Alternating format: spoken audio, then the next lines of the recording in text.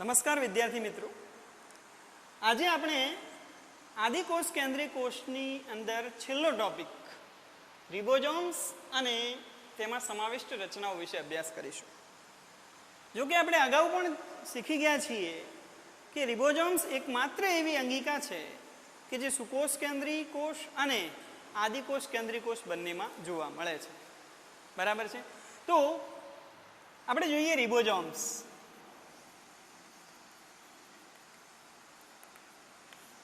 આ રિબોઝોમ્સ એ કોષરસ પટલ સાથે સંકળાયેલ અંગિકા છે.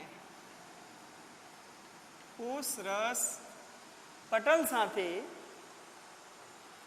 સંકળાયેલ અંગિકા છે.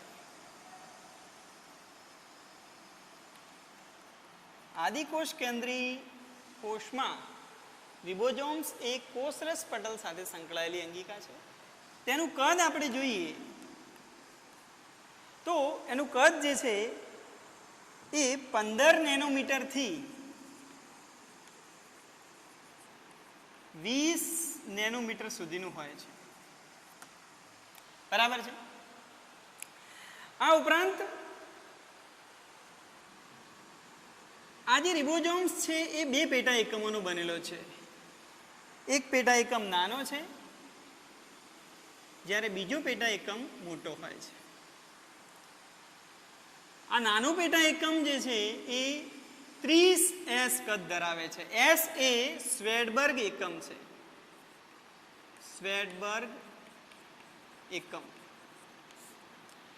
અને જે મોટો પેટા એકમ છે એ 50S હોય છે.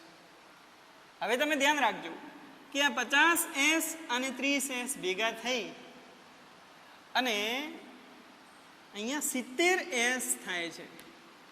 બરાબર? 2 પેટા એકમો જે છે 70S બનાવે છે.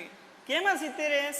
તો જે નાનો પેટા એકમ છે એ મોટા પેટા એકમની અંદર સહેજ ખૂંપેલો છે, માટે 50 + 30 80 ન થતા એનું જે લંબાઈ છે એ કેટલી થઈ જાય છે? 70S જેટલું એનું કદ રહે છે. બરાબર? ઓકે, તો આદિકોષ કેન્દ્રીય કોષની અંદર રિબોઝોમ્સ એ 70S જોવા મળે છે. MCQ માટે પણ ખૂબ જ અગત્યનું છે. ઓકે, એના પછી આપણે જોઈશું પોલિઝોમ્સ અથવા તો પોલીરિબોઝોમ્સ. આવો એક શબ્દ આવે છે જે નીટની પરીક્ષામાં પણ પૂછાયેલો છે. પોલિઝોમ્સ અથવા તો પોલીરિબોઝોમ્સ. તો આનો શું અર્થ થાય એ સમજીએ.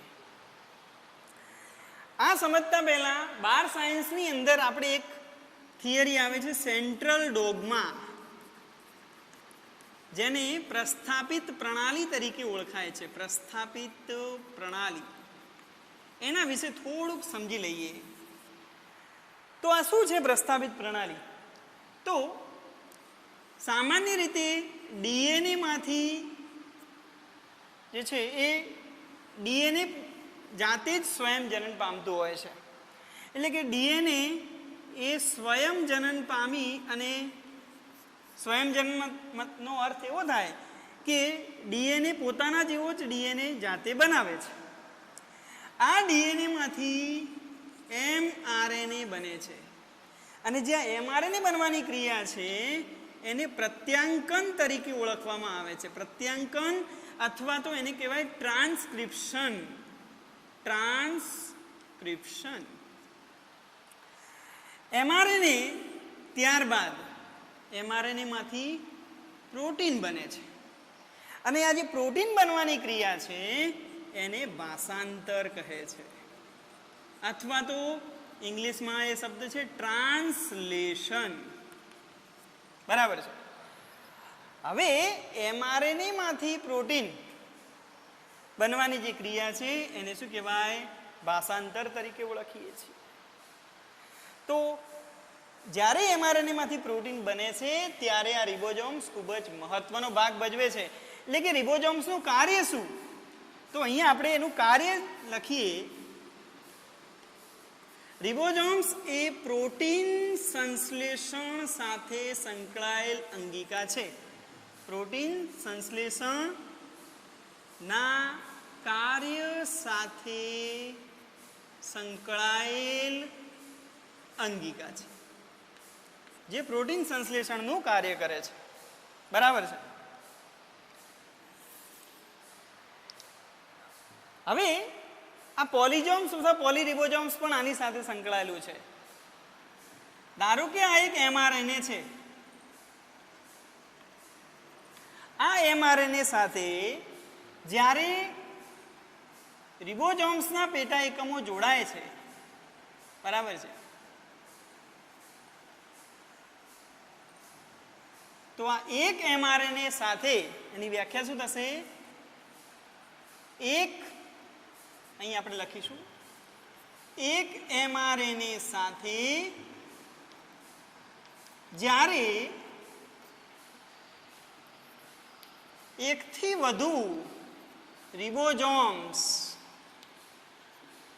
જોડાય ત્યારે તેને પોલિજોમ્સ અથવા તો પોલીરિબોઝોમ્સ કહે છે. બરાબર.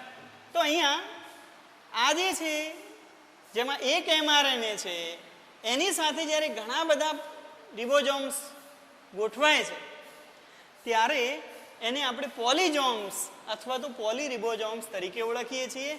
બરાબર. નીટની પરીક્ષામાં અહીંથી MCQ પૂછાયેલો છે પોલિજોમ્સ અથવા તો પોલીરિબોઝોમ્સ વિશેનો.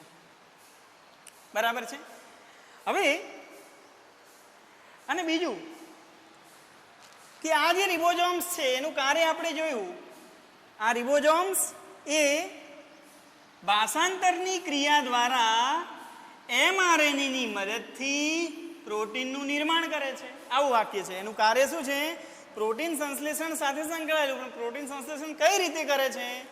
તો mRNAની મદદથી ભાષાંતરની ક્રિયા દ્વારા પ્રોટીન સંશ્લેષણનું કાર્ય કરે છે. બરાબર છે. તો આ થઈ ગયું રિબોઝોમ્સનું કાર્ય. બરાબર. તો આટલી બાબતો અહીંયા રિબોઝોમ્સની અંદર થશે. ફરીથી એક વખત જોઈ લઈએ. રિબોઝોમ્સ એકમાત્ર એવી અંગિકા છે જે આદિકોષ કેન્દ્રીય કોષ અને સુકોષ કેન્દ્રીય કોષ બંનેમાં જોવા મળે છે. આદિકોષ કેન્દ્રીય કોષની અંદર રિબોઝોમ્સ કોષરસ પટલ સાથે સંકળાયેલી અંગિકા છે. એનું કદ આપણે જોઈએ તો 15 નેનોમીટરથી 20 નેનોમીટર સુધીનું છે. અહીંયા બે પેટા એકમો છે. રિબોઝોમ્સ બે પેટા એકમો ધરાવે છે. એક પેટા એકમ નાનો 30S, બીજો પેટા એકમ 50S છે. પણ બંને જોડાઈને 70S બને છે. બરાબર. 50 ને 30 80 થવા જોઈએ એ નહીં, પણ કેટલા થાય છે? 70S. જ્યારે સુકોષ કેન્દ્રીય કોષની અંદર આપણે વાત કરીશું, રિબોઝોમ્સ વિશે ભણીશું, તો એની અંદર જે બે પેટા એકમો છે એમાં અહીંયા 30ની જગ્યાએ 40S થશે, જ્યારે અહીં 50ની જગ્યાએ 60S થશે. મોટો પેટા એકમ 60Sનો હશે, નાનો પેટા એકમ 40Sનો હશે અને બંને જોડાઈ અને 80S બને છે. સુકોષ કેન્દ્રીય કોષમાં રિબોઝોમ્સ 80S કદના હોય છે. બરાબર. એ આપણે જ્યારે સુકોષ કેન્દ્રીય કોષની અંદર રિબોઝોમ્સ વિશે ભણીશું ત્યારે ફરીથી આવશે. અહીં આપણે પોલિજોમ્સની વાત કરી. પોલિજોમ્સ એટલે શું? તો જ્યારે એક mRNA સાથે ઘણા બધા રિબોઝોમ્સ જોડાય છે ત્યારે તેને પોલિજોમ્સ અથવા પોલીરિબોઝોમ્સ કહેવાય. એનું કાર્ય આપણે જોઈએ તો રિબોઝોમ્સ mRNAની મદદથી ભાષાંતરની ક્રિયા દ્વારા પ્રોટીન સંશ્લેષણનું કાર્ય કરે છે. બરાબર. હવે એના પછીનો બીજો ટોપિક છે, એની અંદર સમાવિષ્ટ રચનાઓ અથવા તો આપણે એને કહીશું સૂક્ષ્મકાય રચનાઓ.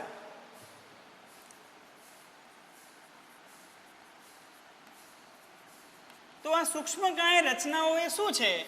બરાબર. તો સૂક્ષ્મકાય રચનાઓ એ આદિકોષ કેન્દ્રીય કોષમાં રહેલ આરક્ષિત દ્રવ્યો છે. આદિકોષ કેન્દ્રીય કોષમાં રહેલ આરક્ષિત દ્રવ્યો. બરાબર. આ ઉપરાંત એ જે છે એ કોષરસ પટલની એટલે કે કોષરસની અંદર કોઈ પણ પ્રકારના પટલથી આવરિત નથી, બરાબર. એટલે કે પટલ મુક્ત રચનાઓ છે એમ કહી શકાય, પટલ મુક્ત રચનાઓ છે. તો આદિકોષ કેન્દ્રી કોષમાં રહેલ આરક્ષિત દ્રવ્યો છે, પટલ મુક્ત રચનાઓ છે એટલે કે કોઈ પણ પટલ વડે ઘેરાયેલ હોતી નથી, અને કોષરસની અંદર મુક્ત સ્વરૂપે વિતરણ પામેલી રચનાઓ છે. કોષરસ પટલની અંદર આ રીતે મુક્ત સ્વરૂપે વિતરણ પામેલી રચનાઓ છે. આપણે એને સૂક્ષ્મકાય રચનાઓ કહીએ છીએ. આમાં આપણે કેટલાક જે શબ્દો છે એ યાદ રાખવાના છે. એમાં છે પહેલું છે ફોસ્ફેટ કણિકાઓ. એના ઉદાહરણો આપણે જોઈશું તો ફોસ્ફેટ કણિકાઓ. બીજું છે સિયાનોફાયસિયન કણિકાઓ, સિયાનોફાયસિયન કણિકાઓ. અને ત્રીજું છે ગ્લાયકોજન કણિકાઓ. આ ઉદાહરણો આપણે યાદ રાખવાના છે. સૂક્ષ્મકાય રચનાઓની અંદર કયા કયા આવશે? ફોસ્ફેટ કણિકાઓ, સિયાનોફાયસિયન કણિકાઓ અને ગ્લાયકોજન કણિકાઓ આવે છે, બરાબર છે. આ ઉપરાંત નીલ હરિત લીલ, જેને આપણે બ્લુ ગ્રીન આલ્ગી કહીએ છીએ, BGA, બરાબર છે. અને જાંબલી અને હરિત પ્રકાશ સંશ્લેષી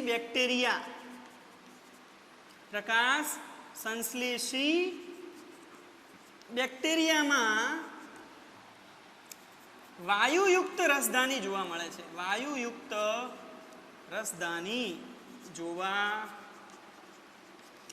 છે, બરાબર.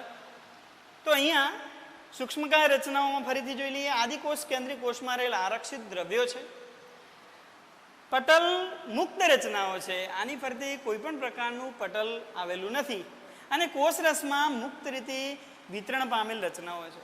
આ જે રચનાઓ છે એના કેટલાક ઉદાહરણ જોઈએ તો ફોસ્ફેટ કણિકાઓ, સિયાનોફાયસિયન કણિકાઓ, ગ્લાયકોજન કણિકાઓ. છેલ્લું છે નીલહરિત લીલ અથવા તો જાંબલી અને હરિત પ્રકાશ સંશ્લેષી જે બેક્ટેરિયા છે એની અંદર વાયુયુક્ત રસધાની જોવા મળે છે, બરાબર છે.